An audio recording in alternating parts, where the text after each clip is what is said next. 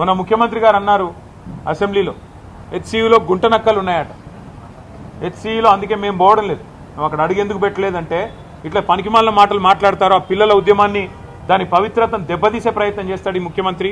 ఆయన చిల్లర వ్యాఖ్యలతో ఆ పిల్లలు కొట్లాడుతున్న దానికి అపవిత్రతను ఆపాదించి ఇదేదో రాజకీయ దురుద్దేశాలతో జరుగుతున్న పోరాటం అని చెప్పి ఆ పిల్లల ఉద్యమాన్ని కూడా మలినం చేసే మూర్ఖుడు ఈ ముఖ్యమంత్రి. అందుకే మేము కొద్దిగా దూరంగానే ఉన్నాం. మాకు కూడా ఫోన్లు వస్తూ ఉన్నాయి, అన్నా మీరు రండి, మీరు ట్విట్టర్లో పెడితే కాదు మీరు కూడా రండి అంటున్నారు. కానీ మేము అక్కడ పోగానే ముఖ్యమంత్రి ఏమంటాడు, ఇగో ఇది బీఆర్ఎస్ వాళ్ళు చేయిస్తున్నారు, ఇదంతా మాకు తెలుసు ముదే, ఇదంతా వీళ్ళే అని ఇష్టం వచ్చినట్టు పిచ్చివాగుడంతా వాగుతాడు. అందుకే మేము సరైన వేదికల్లో ఈ అంశాన్ని ఎత్తుతాం.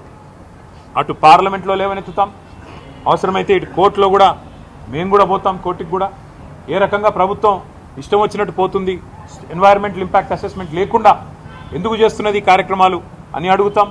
ప్రజాక్షేత్రంలో నిలదీస్తాం.